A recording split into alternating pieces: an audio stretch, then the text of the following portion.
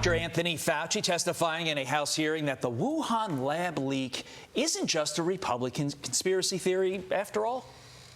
Actually, I've also been very, very clear and said multiple times that I don't think the concept of there being a lab leak is inherently a conspiracy theory. What is conspiracy is the kind of distortions of that particular subject, like it was a lab leak and I was parachuted into the CIA like Jason Bourne and told the CIA that they should really not be talking about a lab leak. Thank you. That's the conspiracy. What a difference 4 years makes. Iowa Senator Joni Ernst joins us now. Senator, good morning to you. This testimony yesterday, what did you think about it, and where is this going? What happens next? Oh, my goodness. Well, we know that this has been going on for years, the debate over how this occurred. COVID-19 pandemic shut down the world. And you know what? It looks like our taxpayers have been funding efforts of gain of function research at the Wuhan Institute of Virology. And finally, after all of these years, HHS and NIH have admitted that, yes, our taxpayers were paying for that. So it's good that Fauci was in front of the House yesterday for that subcommittee hearing.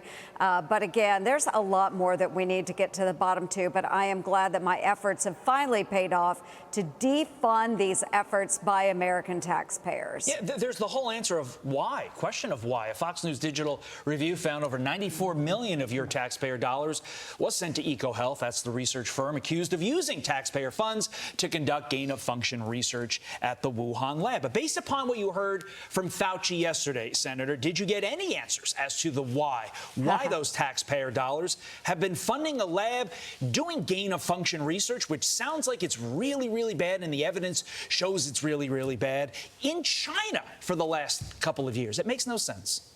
It does. It makes no sense whatsoever. And why on earth would we be sending money to EcoHealth Alliance, again, through NIH, and purposefully direct it to China, to the Wuhan Institute of Virology?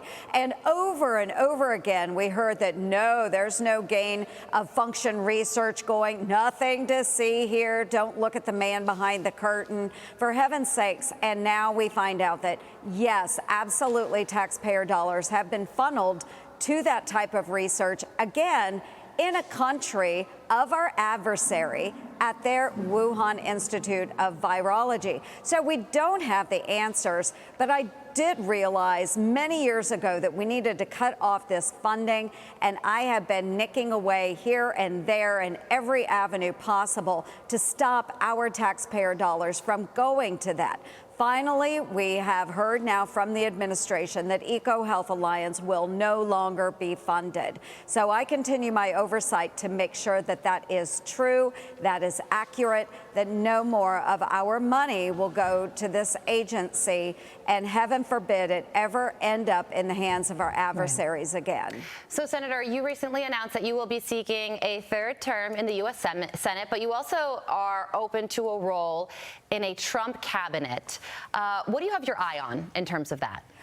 Well, I would say whatever way I can project Iowans' voices, I am happy to do it in whatever capacity. But I will say that as Republicans, boy, we have a real depth and breadth of talent in the Republican Party, and I'm just so pleased to be part of that mix. But whatever the future holds, I am up for it. Bring it on. We need Republicans in charge. Wow, that really sounds like, Senator, you would be willing to give up what amounts to a very, very safe Senate seat, and a safe Senate seat for decades to come, to work in the Trump administration. Is that what we're hearing? Well, I have made no promises. I haven't spoken to the Trump team, but I can tell you I do believe that President Trump is going to be our next president.